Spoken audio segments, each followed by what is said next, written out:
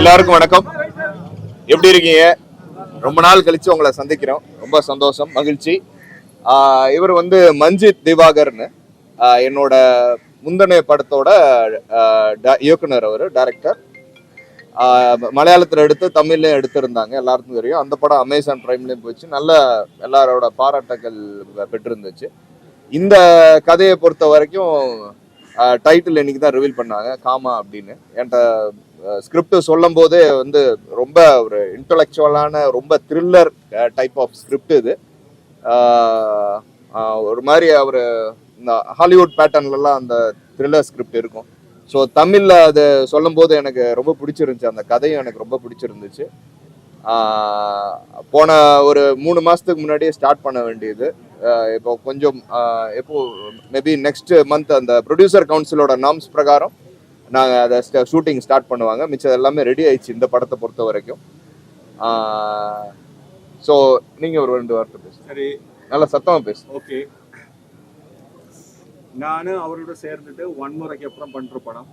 இந்த படத்தோட title gamma. இது ஆர்யா ஆதி இன்டர்நேஷ்னல் மூவிஸும் ஆல்ரெடி இன்னும் சாஃப்ட்வேர் சொல்யூஷன் கூட சேர்ந்து யூஎஸ்ஏலோட சேர்ந்து தான் இந்த படம் ப்ரொடியூஸ் பண்ணுறது. அதுக்கு சப்போர்ட்டான அந்த ப்ரொடியூசர், கேரளாவில் ப்ரொடியூசர் ரஹின்சாரும் கூட இருக்கு அந்த படத்தோட. அப்போது இதில் முக்கியமான கேரக்டர் 3 பேர் தான் பண்ணுறது. ஆக்சுவலி இதில் திலகன் ஒரு கேரக்டர் இருக்குது, அது ஆர்கே சுரேஷ் தான் பண்ணுறது. அதுக்கப்புறம் அஜய் எல்லாருக்கும் தெரியும், அஜய் வாண்டியார். அவர் இந்த படத்தில் ஒரு பெரிய கேரக்டர் பண்ணுறது, மைக்கிள்னு ஒரு கேரக்டர் பண்ணுறது. அதுக்கப்புறம் மலையாளத்தில் தமிழ் எல்லாம் ஹீரோயின் ஆயிடுச்சுன்னா சோசிகா. ஆக்சுவலி இப்போ ஷூட்டிங் வெளியே நடக்கிறது, ஆனால் இப்போ இங்கே வரல. ஆனால் அவர்கள் எல்லா இதுவும் இருக்குது ஆல்ரெடி. அவள் இந்த இதில் ஜனனி ஒரு கேரக்டர் பண்ணுறது. இதில் கேமரா இளையராஜா. இது ஒயிட் ரோஸ் தான் அவர் லாஸ்ட் பண்ண படம். இது ஸ்ரீதர் மாஸ்டர் இதில் கொரியோகிராஃப் பண்ணுறது. இதில் சுது சுகுமார் அவர் மியூசிக்கு, பேக்ரவுண்ட் ஸ்கோர் எல்லாம் பண்ணுறது. நம்ம கோனி ஆக்சுவலி புஷ்பா படத்தோட எல்லாம் ஷூட்டிங் எல்லாம் நடந்த ஏரியா, இந்த ஃபாரஸ்ட், அங்கே நிறைய நமக்கு ஷூட்டிங் இருக்குது. அதுக்கப்புறம் சென்னையில் இதுதான் ஒரு டோட்டல் லொக்கேஷன்ஸு பிளான் பண்ணிட்டு. இப்போ இந்த செப்டம்பர் லாஸ்ட்டில் ஷூட்டு ஸ்டார்ட் பண்ணுறது. அப்போ மேக்ஸிமம் எல்லா அவருடைய சப்போர்ட்டு நீங்கள் தான் நல்ல சப்போர்ட் நம்ம கொடுக்கணும். மீடியோட எல்லாருடையும், தமிழ் மக்களுடையும், எல்லா மக்களுடையும் நமக்கு சப்போர்ட் வேணும். எல்லாருடைய சப்போர்ட்டு இந்த படம் நல்ல மாதிரி பண்ணுறது. ஒரு சூப்பர் ஸ்கிரிப்டு, ஆல்ரெடி ஒரு இன்ட்ரெஸ்டிங்கான ஸ்கிரிப்டு, ஒரு நிறைய பர்ஃபார்மன்ஸ் இருக்க ஒரு ஸ்கிரிப்டு தான். ஆக்சுவலி ஒரு த்ரில்லர், ஒரு மாஸ் மாதிரி தான் இந்த படம் வருது. நெக்ஸ்ட் இயரில் நம்ம ஃபஸ்ட்டு இந்த படம் தியேட்டருக்கு கொண்டு வர்றது மாதிரி நம்ம பிளான் பண்ணுறோம். ஓகே, இப்போ இன்னைக்கு படத்தோட டைட்டில் லான்ச்சு, அதுக்கப்புறம் இந்த பூஜா ஃபங்க்ஷன் வச்சுருந்து. அப்போது நம்ம இன்வைட் மாதிரி நம்ம பிஆரோட இன்வைட் இல்லை, சக்தி சரவணோட இன்வைட் இல்லை. இங்கே எல்லாரும் இது ஒரு ரொம்ப மிகவான ஒரு பூஜையாக்கி வந்துச்சுன்னு ரொம்ப சந்தோஷம். நீங்கள் எல்லாரோடும் சப்போர்ட்டை நமக்கு வேணும். அதுக்கப்புறம் இந்த படத்தில் நிறைய நேரம் நடிக்கிறது, அப்புக்குட்டி ஒரு கேரக்டர் பண்ணுறது. அதுக்கப்புறம் மலையாளத்தில் ஒரு பெரிய ஆர்டிஸ்ட் நவாஸ், அவர் ஒரு கேரக்டர் பண்ணுறது. அதுக்கப்புறம் அனித்து ஒரு கேரக்டர் பண்ணுறது, ரெக்கிங் ஒரு கேரக்டர் பண்ணுறது. அப்போ நிறைய பேர் இந்த படத்தில் நடிக்கிறது. கேசி பிரதாப் அவர் ஒரு கேரக்டர் பண்ணுறது. ஓகே, அப்போது எல்லாரும் நிறைய பேர் இது சப்போர்ட் இருக்குது. அப்போது எல்லாருடையும் ஒரு இது சப்போர்ட் வேணும். தேங்க்யூ.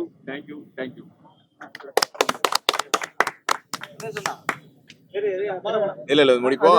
அதுக்கு முன்னாடி அஜய் வாண்டியார்னா என்னோட பிரதர். அவர் ஆல்ரெடி 3-4 மூவிஸ் தமிழ்ல பண்ணியிருக்காங்க. இப்போ ரீசெண்டாக கூட சென்னை சிசிஎல்ல அவர் இது பண்ணியிருந்தாரு, ரொம்ப நல்லா ப்ளே பண்ணியிருந்தாரு. இப்போ அவர் தொடர்ந்து ஒரு 2 படம் அவர் இப்போ கதாநாயகனை பண்றாரு. இந்த படத்துல நானும் அவரும் ஒரு கதாநாயகனை ஷேர் பண்றோம். நல்லா ஒரு இந்த கதைக்கு ஒரு ரொம்ப கரெக்டான பர்சன் அப்படின்னு சூஸ் பண்ணி டைரக்டர் ரொம்ப இது பண்ணி அவரை நடிக்க வச்சிருக்கோம். அவர் சில சொல்லிட்டீங்களா? வணக்கம், என் பேர் அஜய். சார் ரொம்ப நாளாக எனக்கு தெரியும். அவர் இந்த படத்தை பற்றி என்கிட்ட ரொம்ப நாளாக சொல்லி டிஸ்கஸ் பண்ணிட்டு இருந்தாரு. ரொம்ப அருமையான கதை. அதில் மைக்கிள்ன்ற கேரக்டர் நான் பண்ணுறேன். ஃபர்தராக நம்ம படம் முடிஞ்சோட உங்களை சந்திக்கிறோம். நன்றி. இப்போ கேட்கலாம். சார் இந்த தலைப்புக்கு என்ன அர்த்தம்? அண்ணா ஆரம்பிச்சிட்டீங்க.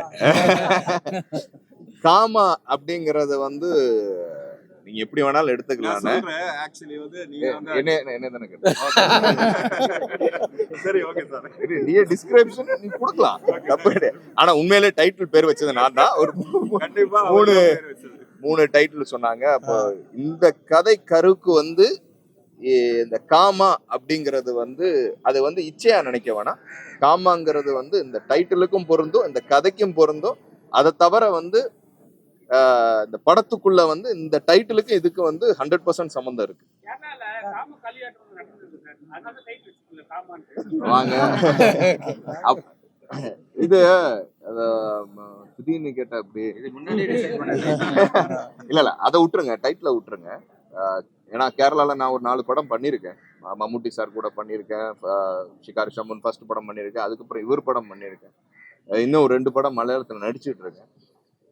இது எல்லா ஸ்டேட்ல உள்ள எல்லா மூவிஸ் என்ன சொல்லுவாங்க, தெலுங்கு இருக்கு, மலையாளம் இருக்கு, கன்னடா இருக்கு, பாலிவுட் இருக்கு. இந்த மாதிரி சில விஷயங்கள் வந்து உண்மையிலே கண்டிக்கத்தக்கது. அதுல எந்த மாற்று கருத்தும் கிடையாது. மலையாளத்துல பொறுத்த வரைக்கும் இது என்ன இன்சிடென்ட் 2016 நடந்த அது ஒரு இன்சிடென்ட் நடந்திருக்கு. இதுல வந்து பல ஆர்டிஸ்டுகள் வந்து அதுல சேர்க்கப்பட்டிருக்காங்க. இதுவும் அது கண்டினியூவா போயிட்டு இருக்கு. நம்ம தமிழ்ல நீங்க பாத்தீங்கன்னா ரீசன்ட் ஒரு 2 இயர்ஸ் 3 இயர்ஸ் முன்னாடி இந்த மாதிரி இஷ்யூ வச்சு அதுக்கு ஒரு கமிட்டி வச்சு, விஷால் தலைமையில வச்சு ஒரு கமிட்டி வேற வச்சு நாங்க அதை பண்ணோம். நான் அங்க இருந்தப்போ ப்ரொடியூசர் கவுன்சில்ல அதுக்கு உண்டான ப்ரொடெக்ஷன் வந்து தமிழ்ல அது இருக்கு. ஏன்னா இவங்க வந்து இவங்களோட பாதுகாப்புங்கிறது ரொம்ப முக்கியம். சில இது அட்ஜஸ்ட்மெண்ட் சொல்றாங்க, சில விஷயங்கள் சினிமா இண்டஸ்ட்ரியில சொல்றாங்க, அவங்களும் ஒத்துழைச்சு பல விஷயங்கள் இருக்கும். திடீர்னு அவங்களே குறை சொல்ற விஷயங்கள் இருக்கு. அது முழுக்க முழுக்க வந்து தவறான விஷயம். இதுல வந்து ஃபர்ஸ்ட் ஆஃப் ஆல் நம்ம வந்து ஹீரோயின்ஸ்க்கும் சரி, கோ ஆர்டிஸ்டுக்கும் சரி, ஜூனியர் ஆர்டிஸ்டுக்கும் சரி, எந்த பெண்ணா இருந்தாலும் நம்ம பாதுகாப்பு கொடுக்க வேண்டியது அவசியம். கேரளால வந்து இப்போ ரீசெண்டா வந்து ஏன்னா மோகன்லால் சார் வரைக்கும் அதை ராஜினாமா பண்ணியிருக்காங்க. அதனால இப்போ ஃபர்தர் அதுக்கு ஒரு ஸ்பெஷல் கமிட்டி அமைச்சு இனிமே அந்த மாதிரி தவறுகள் எதுவுமே வராத அளவுக்கும், முதல்ல நடந்த தவறுகளுக்கும் அதுக்கு என்ன தண்டனையோ அதுக்கேற்ற விஷயங்கள் நடந்துச்சு. காலையில விஷால் சார் வந்து செருப்பால் அடிக்கணும்னு சொல்லியிருக்காரு. இந்த மாதிரி இஷ்யூ வந்திருக்கு, தமிழ்ல கேட்டதுக்கு செருப்பால் அடிக்கணும் அப்படின்னு சொல்லியிருக்காரு. கரெக்டா தான். இங்க நிறைய பெண்கள் புகார் கொடுத்திருக்காங்க. அதுக்கு என்ன பண்ண போறாங்க? அந்த கமிட்டி செயல்படுதா? இல்ல 100% கமிட்டி செயல்பட்டுட்டு தான் இருக்கு. சொன்னாங்க. அவர் என்ன சொன்னாங்கன்னா, உப்மா கம்பெனிக்கு போய் ஏமாந்துறாதீங்கன்னாங்க. அதுக்கு முன்னாடி வந்து 4 வருஷத்துக்கு முன்னாடி 4 கோடி சின்ன படம் பட்ஜெட் பண்ணாதீங்கன்னாங்க. ரெண்டுத்தையும் மேட்ச் பண்ணி பார்த்தா சின்ன படமே பண்ண வேண்டாம் சொன்ன மாதிரி ஒரு வார்த்தை இருக்கு. இல்ல அந்த அது முன்னாடி என்ன பேசினாருங்கிறதுல இந்த இதை சம்மந்த பொறுத்த வரைக்கும் நானும் ஏதோ சில ஆஃபீஸ்ல கேள்விப்பட்டிருக்கேன். படம்னு சும்மா பூஜை போடுவாங்க, படம் ஆரம்பிக்கிற மாதிரி ஆரம்பிக்கும், அதுக்கப்புறம் வந்து சில அண்டர்ஸ்டாண்டிங் வேலைகள் நடக்கும், படம் டிராப் ஆகும்.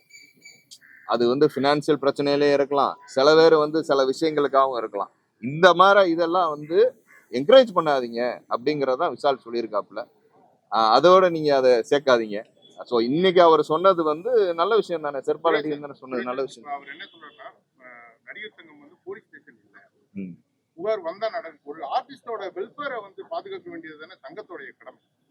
இதுக்கு உங்களோட கருத்து? இல்ல கண்டிப்பா அது ப்ரொடியூசர் கவுன்சிலா இருக்கட்டும், நடிகர் சங்கமா இருக்கட்டும், அவங்க அதாவது வந்து பெண் நடிகர்கள் மட்டும் இல்ல, ஆண் நடிகர்களுக்கும் பாதுகாப்பு அவசியம். சில நேரங்கள் வந்து பொய்யான புகார் கொடுத்து அது அவங்களுக்கு உண்டான அவங்களுக்கு ஒரு அவ்வளவு கஷ்டப்பட்டு ஒரு இமேஜை வந்து கிரியேட் பண்ணி வச்சிருப்பாங்க. இன்னைக்கு மலையாள இண்டஸ்ட்ரியில இருக்கிறவங்களும் பெரிய இமேஜை கிரியேட் பண்ணி இருந்திருப்பாங்க. இப்ப பாருங்க, அன்பார்ச்சுனேட்டா அது இந்த மாதிரி அதுல வந்து சில பேர் தவறு பண்ணியிருக்கலாம், தவறு பண்ணாமே இருக்கலாம்ல, நம்ம எதுவுமே சொல்ல முடியாது. அதனால கமிட்டி தான் அதை முடிவு பண்ணணும்.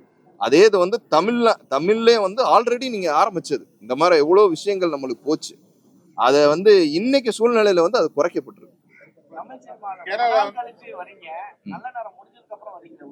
எங்கண்ணே நான் 4 ஷூட்டிங் எனக்கு போயிட்டு இருக்கு.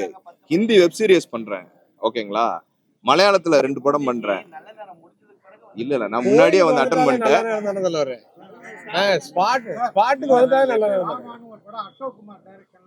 எதுனா சரி சரி ஓகே. அவர் வந்து முழுக்க முழுக்க செட் பேஸ்டா பண்ணியிருக்காரு. ம். அதே மாதிரி இந்த படத்துலயும் அந்த படத்துக்கு டைட்டில் தான் இல்ல இது வந்து அந்த மாதிரி இருக்காது. அந்த மாதிரி படமும் கிடையாது இது. சில விஷயங்கள் வந்து சொசைட்டிக்கு எது தேவையோ அது இந்த படத்துல இருக்கும். சார் நீங்க இப்ப அரசியல்ல இருக்கீங்களா? கொஞ்ச நாள் தீவிர அரசியல் இருக்க மாதிரி நான் இல்லையே, நீங்க இருக்கீங்களா? நீங்க அரசியல்ல ஈடுபட்டு இருந்தீங்க, அதை வச்சுதான் மிகப்பெரிய சர்ச்சையெல்லாம் வெடிச்சு, அதனால ஐயோ அப்படிலாம் கிடையாது. அதாவது நான் அரசியல்ல ரொம்ப விருப்பப்பட்டு தான் வந்தேன். கமல் சார்கிட்ட ஃபர்ஸ்ட் வந்து சேர்ந்ததே வந்து கமல் சார்கிட்ட தான். அப்போ உங்களுக்கு தெரியும், ஆரம்பிச்சு பெரிய ஒரு எல்லாமே பண்ணோம் கமல் சார்கிட்ட இருந்து. அதுக்கப்புறம் நான் வந்து சில மோடிஜியோட ஈடுபாடுகள் அவரோட ரொம்ப இஷ்டப்பட்டு தான் நான் வந்து பிஜேபி போனேன். பட் என்னன்னா எனக்கு அரசியல் இருக்கிறதுனால பர்சனல் லைஃப் ரொம்ப பாதிக்கப்படுது, சினிமா லைஃப் ரொம்ப பாதிக்கப்படுது. ஏன்னா அதை பேலன்ஸ் பண்ணி நான் பண்றதா இருந்துச்சுன்னா, நான் காமனா வந்து சினிமாவில் இல்லாத ஆளா இருந்தேன்னா பேலன்ஸ் பண்ணி அரசியலை பேலன்ஸ் பண்ணி சார்ந்து போவேன். பட் இப்போ உள்ள சூழ்நிலையில எனக்கு முழுக்க முழுக்க நான் சினிமாவை வந்து நம்பி இருக்கேன். எனக்கு வாழ்வாதாரம் வந்து சினிமா தான், சோறு போடுறது சினிமா தான். அதுவே எஃபெக்ட் ஆயிடுச்சுன்னா, இப்போ இவர் கேட்டார், இவர் என்ன ரொம்ப நாளா காணோம் அப்படின்னு. ரொம்ப நாளா வெளியே வரல, ஆனால் சினிமா எனக்கு சோறு போட்டுட்டு தான் இருக்கு. நான் படம் நடித்த படங்கள் 3 படம் ரிலீஸ் ஆயிருக்கு, உங்களுக்கே தெரியும். இப்போ நான் ஷூட்டிங் போயிட்டு தான் இருக்கேன். நல்ல ஆப்பர்ச்சுனிட்டிஸ் வருது எல்லாமே. நான் அதனால வந்து சினிமா முழுக்க முழுக்க கான்சென்ட்ரேஷன் பண்ணணும் அப்படிங்கிறத விரும்புறேன். பிஜேபி கட்சியில சேர்ந்தனாலதான் உங்களால இவ்வளவு நாள் வெளியே வர முடியல. கடைசியா பிஜேபி அப்படிலாம் இல்லை. பிஜேபி கட்சிங்கிறது எல்லா கட்சி அப்படி பார்த்தா எவ்வளோ கட்சிகள் இருக்கு, நல்ல கட்சி தான். நான் வந்து எந்த தவறும் சொல்லலை, எல்லா கட்சியும் நல்ல கட்சி தான். இப்ப இருக்கீங்களா இல்லையா? அது காலம் பதில் சொல்லலாம், அவ்வளவுதான். இப்போதைக்கு நான் நடிக்கிறேன், சினிமா ஆக்டரா இருக்கேன், அவ்வளவுதான். யார் அண்ணனா? நான் பார்த்தது இல்லைங்க. ரொம்ப ப்ரீ பிளான்டா கட்சி அமைச்சவர் வந்து விஜய் சார் தான். ஆனா பர்சனலாவும் ஒரு தெரியும் நம்மளுக்கு.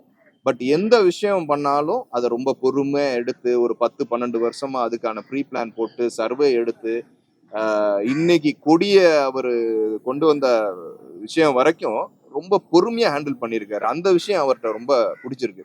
அதுக்கு முன்னாடி ஒரு பஞ்சாயத்து எலெக்ஷனா இருக்கட்டும், எவ்வளவு விஷயங்கள் ஒரு ஸ்டெப் பை ஓவர் நைட்ல 6 மாசத்துக்கு முன்னாடி ஆரம்பிச்சு இன்னைக்கு அவர் வரல.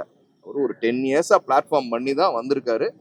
அவருக்கு என்ன பண்றோம் ஏது பண்றோங்கிறது கிளியரா தெரியும். ஏன்னா இன்னைக்கு 250 கோடி 300 கோடி ரூபா சம்பளம் வாங்குற ஒரு ஆர்டிஸ்ட் வர்றாருங்கிற போது, இப்போ என்னைய மாதிரி ஆளுங்கள்லாம் இப்போ நான் சொன்னேன்ல, இப்போ அரசியல்ல இதெல்லாம் ரொம்ப சஃபர் ஆகும், பண்ண முடியாது. ஐயோ சினிமா போயிடுச்சு, அவங்க கூப்பிடல, அவங்க வந்து அந்த கட்சிக்காரங்க வந்து படம் எடுக்கிறாங்க, நம்மளை கூப்பிட மாட்டாங்க, அவங்க அதை சார்ந்தவங்க நம்மளை கூப்பிட மாட்டாங்க அப்படிங்கிற டிஸ்டர்பன்ஸ் எல்லாம் நம்மளுக்கு இருக்கும். பட் அந்த மாதிரி ஒரு இப்போ எப்படி ஒரு கமல் சார் ஆரம்பிச்சு அந்த பேலன்ஸ் பண்ணாரோ, விஜய் சார் அதுக்கு மேல ஒரு படி ஜாஸ்தியா தான் இருக்கும். பிராங்க் எல்லாத்துமே தெரியும், உங்களுக்கு எல்லாத்துக்கும் தெரிஞ்ச விஷயம் தான்.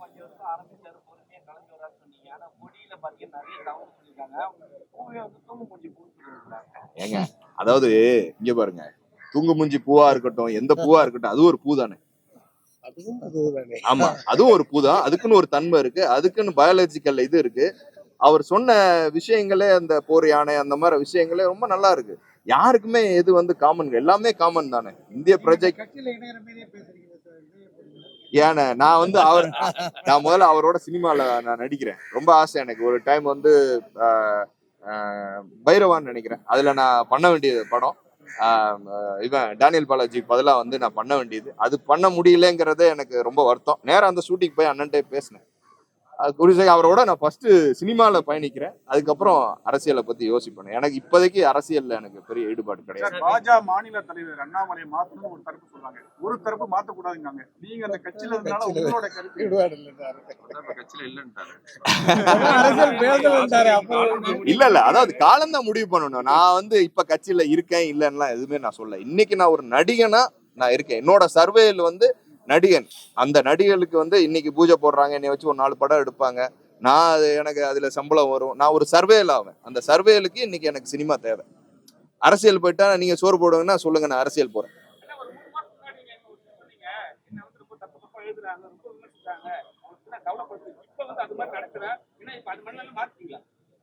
ஏன் நான் வந்து தேவையில்லாத விஷயத்துல வந்து தலையிட வேணாம், தேவையில்லாத விஷயங்களை கமெண்ட் பண்ண வேணாம், அதே மாதிரி ஒரு சார்ந்த விஷயங்கள் படம் நடிக்க வேணாம் அப்படிங்கிறதெல்லாம் நான் முடிவு பண்ணியிருக்கேன். அதனால இனிமே நான் நடிக்கக்கூடிய படங்கள் வந்து ரொம்ப காமனான படங்களா இருக்கும். அது யாரை சார்ந்து இருக்காது, காமனா இருக்கும். உங்களுக்கு புரிஞ்சிருக்கு நான் சொல்ற விஷயம். அதனால காமனா இருக்கும்.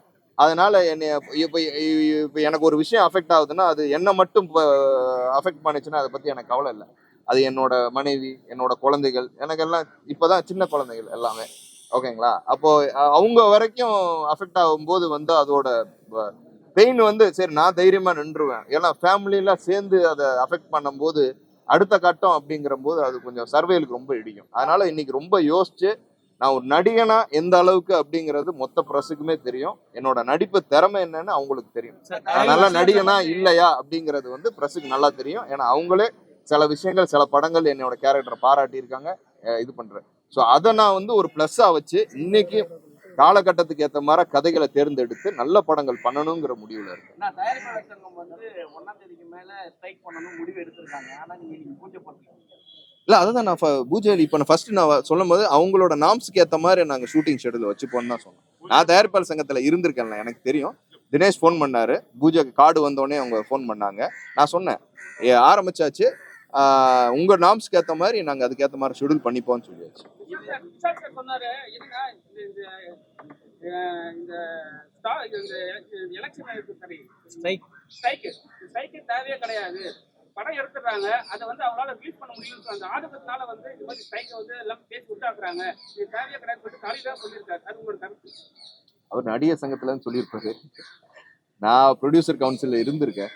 ஸோ சில விஷயங்கள் வந்து அஃபெக்ட் ஆகிறதுனால தான் இவங்களும் அந்த ஸ்ட்ரைக் பண்ணுறாங்க. ஏன்னா நாங்கள் பார்த்துருக்கோம் எவ்வளோ. நான் வந்து ஆல்மோஸ்ட் நான் ஈசி மெம்பராக இருந்திருக்கேன், துணைத் தலைவராக இருந்திருக்கேன். பர்சனலாக எனக்கு தெரியும் அஃபெக்ட் ஆகிறதுனால தான் ஸ்ட்ரைக் பண்ணுறாங்க. சில விஷயங்கள் ஒத்து போகாமல் இருந்திருக்கும். டியூப் பிரச்சனை இருக்குது, இன்னைக்கு இருக்குது, ஆர்டிஸ்ட் விஷயங்கள் இருக்குது. ஏன்னா பல ஆசையும் ரெட் கார்டு போட்டிருக்காங்க. இந்த மாதிரி விஷயம்லாம் ஒத்துழைக்காத போது அவங்க வந்து இந்த மாதிரி ஒரு முடிவை எடுத்து இதுக்கு ஒரு கண்ட்ரோல் கொண்டு வர்றாங்க. அதாவது வரிசையா படமா எடுத்து, இப்ப நீங்க சொன்னீங்களே சின்ன படம் எடுக்கக்கூடாதுன்னு யாரும் சொல்லலை, பெரிய படம் எடுக்கக்கூடாதுன்னு யாரும் சொல்லலை. ஓகேங்களா? இன்னைக்கு சின்ன படம் வந்து மஞ்சுமல் பாய்ஸ் ஒரு 150 கோடி பிசினஸ் ஆயிருக்கு. சின்ன படங்களும் ஜெயிச்சிருக்கு, ஒரு நல்ல வசூல் ரீதியை கொண்டு வந்திருக்கு. ஸோ இதை வந்து சின்ன படமோ வேற்றுமை இல்லாம எல்லா படமும் எல்லாரும் எடுக்கணும். அதுக்கு ஏதாவது ப்ராப்ளம் இருந்திருக்கும், அதுக்காக தான் அவங்க வந்து கண்ட்ரோல் பண்ணியிருப்பாங்க. It's kind of a control. படம் எடுக்கக்கூடாதுன்னு விஷயம் கிடையாது, இது ஒரு கண்ட்ரோல். இப்போ இதுவே பார்த்தீங்கன்னா ஒரு பட்ஜெட்ரி படம் தான். ஓகேங்களா? ஒரு சின்ன படத்தோட ஒரு கொஞ்சம் ஜாஸ்தி. ஓகேங்களா? அப்போ இந்த படத்துக்கு ஒரு ஃப்ரீடம் இருக்கும், இந்த படத்துக்கு ஒரு பிஸ்னஸ் இருக்கும், இந்த படத்துக்கு ஓடிடி, சேட்டலைட்டு, டிஜிட்டல் இதுக்குன்னு இருக்கும். இப்போ ஆஸ் ஆர்டிஸ்டா எனக்கு எவ்வளோ பிஸ்னஸோ அதுக்கேற்ற மாதிரி தான் அவங்க ப்ரொடக்ஷன் காஸ்ட் போடுவாங்க. 4 நடிகர்ல ஸ்ட்ரைக்கே காட்டுவாங்க. தனுஷ், சிம்பு, யோகி பாபு, கமலஹாசன் உட்பட இவங்க 4 பேர் தான் தமிழ் சினிமாவை இவங்களுக்காக ஸ்ட்ரைக் பண்றாங்க. ஏன் அவங்க 4 பேர் இல்ல இதுக்காக ஸ்ட்ரைக் பண்ணணும் யார் சொன்னா உங்களுக்கு? அவங்க சொன்னது தனுஷ் தான் சொன்னாங்க. இல்லைங்க, அது வந்து அதான் சொல்றேன்ல, சில இது இன்னைக்கு நடந்த விஷயம் கிடையாதுல்ல. பல வருடங்களாக அவங்களுக்குள்ள ஒரு விஷயம் நடந்துட்டு இருக்கு. சில விஷயங்கள் கிளாரிட்டிக்காக பண்ணியிருப்பாங்க. எனக்கு அதை பத்தி எனக்கு டீட்டெயிலா தெரியல. இப்போ நான் போஸ்ட்ல இல்லாதனால எனக்கு தெரியல.